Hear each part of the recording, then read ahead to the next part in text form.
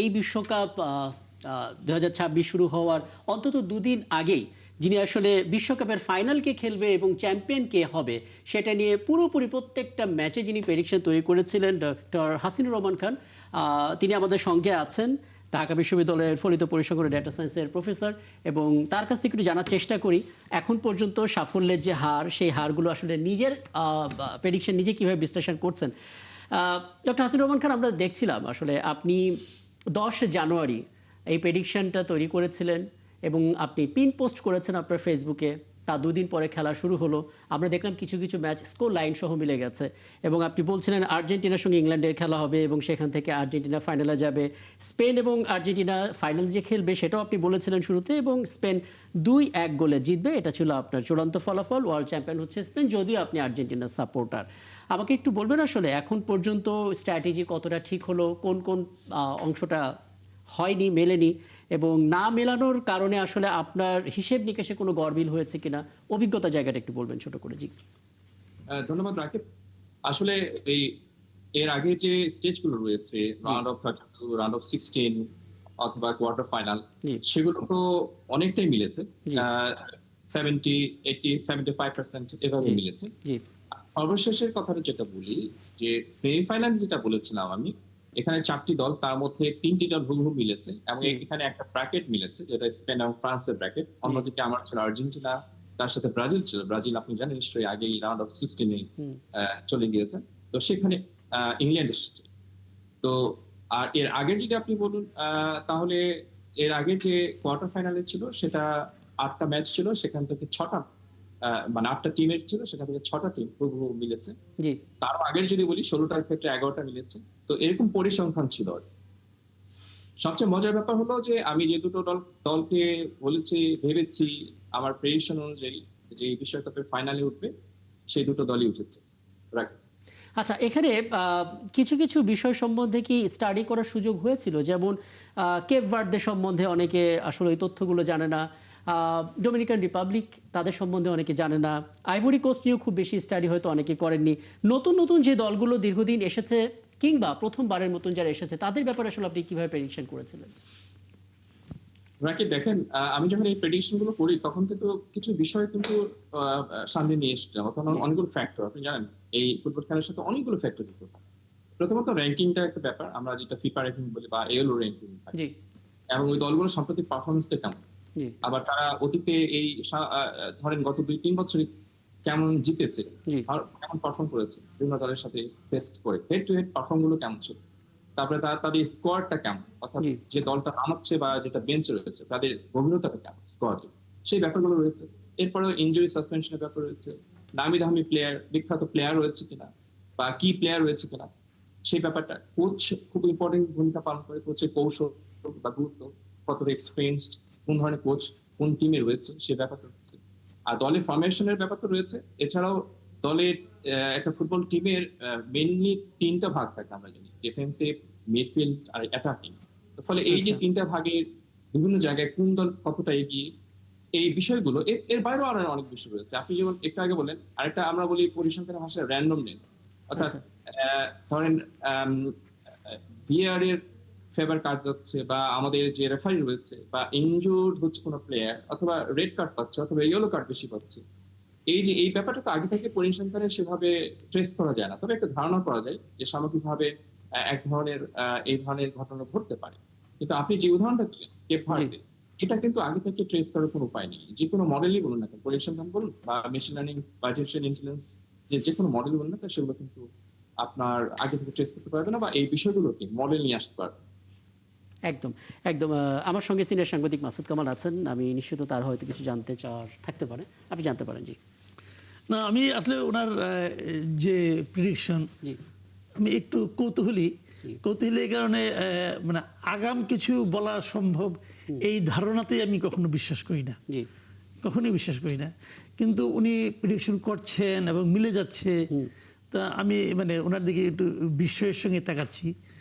তো এটা আমি একটু জানতে চাইবো বরং আপনার কাছে, আপনি তো জ্যোতিষ না, তো এটার আসলে যখন মিলে যায়, আপনি যে বললেন যেহেতু মানে 80% মিলে যাওয়া, কিন্তু অনেক মিলে যাওয়া, অনেক মিলে যাওয়া। অনেক মিলে যাওয়া। তো 80% যখন মিলে যায় তখন মেলার পর আপনার অনুভূতিটা কি হয় এটা একটু জানতে চাচ্ছি ব্যক্তি হিসাবে, মানুষ হিসাবে। না মিললেও বা কি অনুভূতি হয় সেটা একটু না শুনি। না, মিলে তো যায় অনেকটা, কাজে ওইটাই জানতে চাই। জি জি, ধন্যবাদ। আমার মনে আছে 4 বছর আগে আপনার সাথে আরেকটা প্রোগ্রাম ছিলাম, সেবারও কিন্তু এই বিশ্বকাপ নিয়ে 22-এর নিয়ে কথা হচ্ছিল জি আমার মনে হয়, জনাব মাকসুদ কামাল। তো যাই হোক, আপনি যে প্রশ্নটা করেছেন সেটা আসলে আহ, খুবই ভালো লাগে। কারণ যখন আমি কোনো প্রেডিকশন করি সেটা মিলে যায়। যেমন ধরুন এই সেমিফাইনালে একটা স্কোর করেছিলাম, সেটা হচ্ছিল আর্জেন্টিনার সাথে ইংল্যান্ড। আমি বলেছি আর্জেন্টিনা 2-1 জিতবে। জি তো দেখুন রেজাল্ট তো হয়েছে এবং এখানে স্কোরও মিলে গিয়েছে। তো ফলে এই অনুভূতিটা আসলে ভাষায় প্রকাশ করার মতো না নিশ্চিতভাবে। কারণ আপনি যখন নিজের একটা দৃষ্টিভঙ্গি থেকে অনেক কিছু বলেন, সেটা যদি মিলে যায়, জি তবে পরিসংখ্যানগত ব্যাপার থেকে আমরা যেটা বলি, অর্থাৎ পরিসংখ্যানবিদ হিসেবে যদি বলি যে প্রেডিকশন সবসময় মিলবে, এরকম একটি ব্যাপার নয়। তবে প্রেডিকশন যেটা করা হয় বা প্রেডিকশনে যেটা দেখা হয় সেটা হলো ডেটা অ্যানালাইসিস করে ডেটা প্যাটার্নটা বুঝে সম্ভাব্য জি কি হতে পারে ভবিষ্যতে। জি তো ফলে ডেটা আসলে কথা বলে। আমরা ডেটা সায়েন্স বা পরিসংখ্যানে এটাই বলি। ডেটা সায়েন্স নামে একটা ডিসিপ্লিন সামনে এসেছে, বিশেষ জি করে ডেটাকে রিড করে এক্সট্রাক্ট করে সেখান থেকে ভ্যালু অ্যাড করা, অর্থাৎ এমন কিছু আপনি বের করবেন যেটা কাজে লাগে।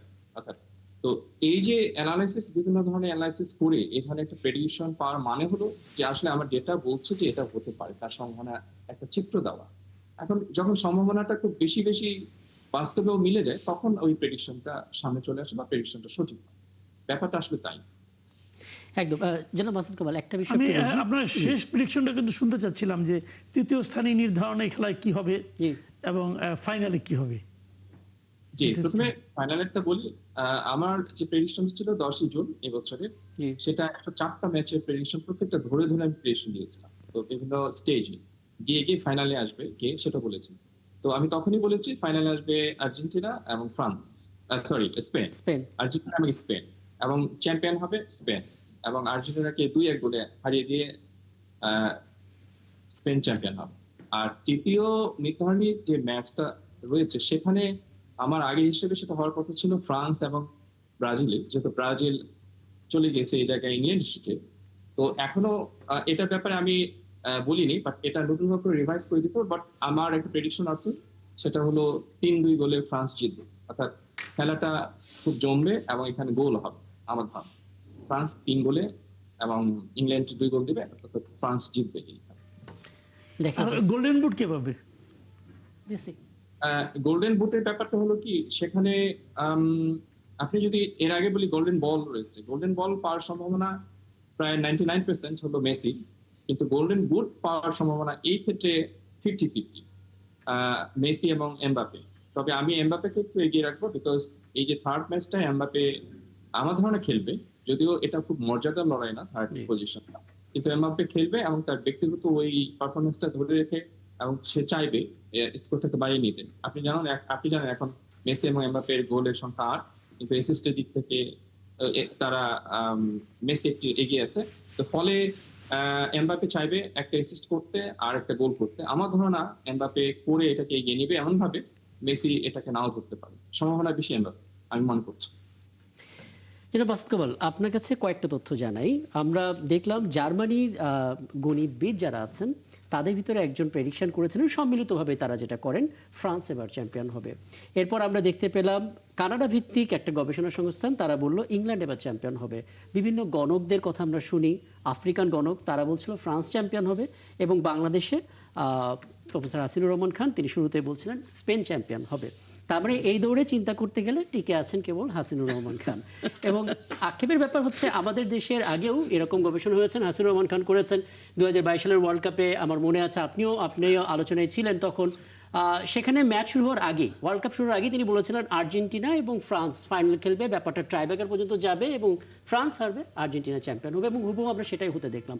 আপনি কি মনে হয় না এগুলো আন্তর্জাতিক অঙ্গনে এটা নিয়ে বড় আকারে তুলে ধরার একটা প্রয়োজন আছে?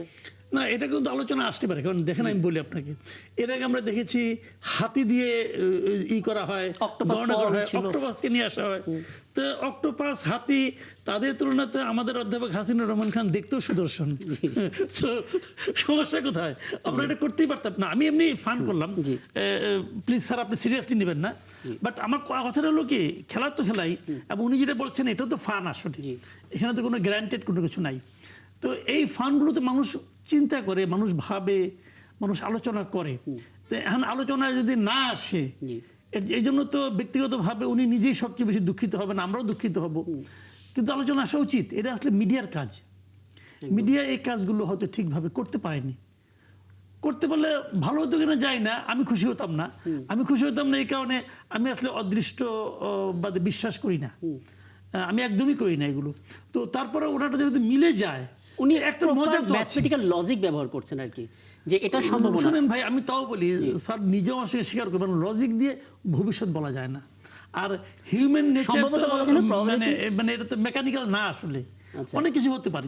যেমন ওই দিন এমবাপ্পের মেন্টাল কন্ডিশন কি হবে, এটা উনি পরিসংখ্যান দিয়ে বুঝতে পারবেন না, এটা তো এটা ওই তো mental তাৎক্ষণিক condition অনেক এর কিছু উপর depend থাকে, আমরা করে কিন্তু। আউটলায়ার বলি আসলে, হ্যাঁ, যে আমাদের এটা বিবেচনার বোঝা- বাইরে থাকে। তারপরেও আমার কথা হলো কি, হয়তো আমার চিন্তার বাইরে, আমার লজিকের বাইরে অনেক কিছু আছে যা হয়তো আমি বুঝি না। জি ওই যে একটা বলে না, একটা পিপিলিকে কি বলতে পারবে যে একটা হাতি কত বড়? জি ও কিন্তু বলতে পারবে না, ওর চিন্তারও বাইরে কিন্তু এই জিনিসটা। তো এরকম আমি তো সব জানি না, আমি বলতে পারবো না। কেন মিলে যায় আমি বলতে পারবো না, উনিও ধারণা করতে পারবেন। আমি ক্ষুদ্র মানুষ, আমি বুঝি না। কিন্তু আমার কথা হলো কি, যখন মিলে যায়, আমি কিন্তু প্রথম প্রশ্নটা ওনাকে এটাই করেছিলাম, যে আপনি কেমন লাগে? নিজেকে কি মহামানব মনে হয়, অথবা নিজেকে কি অতিমানব মনে হয়?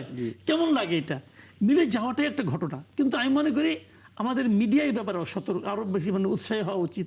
কারণ আমরা দেখলাম রয়টার্সের ধারাবাহিকভাবে আসলে প্রেডিকশনের প্রতিবেদন তারা করছে। করে, আমরা কেন করি না আমি জানি না, করা উচিত। ওনার যে এরই মধ্যে যা রেকর্ড ট্র্যাক রেকর্ড আমি যা দেখছি, ওনাকে নিয়ে তো আগামীতে আমরা বেশ হইহুল্লোড় করার চেষ্টা করবো। এবার গত বছর কিন্তু ঢাকা বিশ্ববিদ্যালয়ের পক্ষ থেকে কিন্তু উনি একটা বোধহয় কিছু বলতে চান, ওনার শেষ কথাটা শুনতে চাই। জি সব শেষ, ডক্টর হাসান খান। যে আমি যেটা বলছি যে দেখেন, অপটা সুপার কম্পিউটার, আপনারা পত্রিকায় আমরা দেখলে খুললেই দেখি যে অপটা সুপার কম্পিউটার বলছে স্পেন চ্যাম্পিয়ন, ফ্রান্স চ্যাম্পিয়ন হবে। হ্যাঁ, এই যেমন আপনি একটু আগে রাখি বলছিলেন, জেমিনি কিন্তু বলেছিল নেদারল্যান্ড, তারপরে চ্যাট জিপিটি কিন্তু বলেছিল আর্জেন্টিনা, সেটা এখন জিতে আছে। আর ওই যে 160 অর্থনীতিবিদের যে সংগঠন, তারা কিন্তু বলছিল ফ্রান্স, কিন্তু ফ্রান্স নাই। বা ক্লড যে রয়েছে, ক্লড, তারা বলছে ফ্রান্স, কারণ ফ্রান্স তো চলে গেল। বা নেদারল্যান্ড ইফেক্ট যেটা বললেন, জেমিনি বললাম। তো আসলে ব্যাপারটা হলো কি, যে ধরেন স্ট্যাটিস্টিক্স এর ভাষায় আমরা সবসময় প্রেডিকশন কিন্তু করি। আমাদের মূলত দুটো জিনিস থাকে, একটা প্রেডিকশন করা, আর একটা মডেলের মাধ্যমে রিলেশনশিপটাকে এস্টাবলিশ করা, জানা বা ব্যাখ্যা করা, প্রেডিকশন। ফলে প্রেডিকশনটা যারা মার্কস কোনো যাই বলুন না কেন, উনি বিশ্বাস করে না, কিন্তু সারা বিশ্বে এই অপটা সুপার কম্পিউটার আপনি বলুন না কেন, তাদের প্রেডিকশনটা কিন্তু সারা বিশ্বে এমন ভাবে প্রচার হয়, এবং তারা প্রচুর টাকা ইনকাম করে, কোটি কোটি। আপনার নিশ্চয় মনে আছে বেট 365, তারা স্পোর্টস এর অড বিক্রি করে, এবং এটার পিছনে কিন্তু প্রেডিকশন। তারা কিন্তু শত শত এই ইকোনমিস্টরা, শত শত ডেটা সায়েন্টিস্ট, স্ট্যাটিস্টিশিয়ান নিয়োগ দিচ্ছে, মডেল। রাকিব, আমাদের দেশে এই ধরনের ডেটা অ্যানালাইটিক্স প্রতিষ্ঠান গড়ে উঠে, আমি ব্যক্তিগতভাবে ট্রাই করছি। আমার জানা মতে এই যে কেউ কেউ আসলে ব্যক্তিগতভাবে শুরুটা করেন, তারপর এই সাফল্যগুলো পরবর্তী মানুষদেরকে নতুন পথ দেখে, নতুন আশাবাদ তৈরি করে।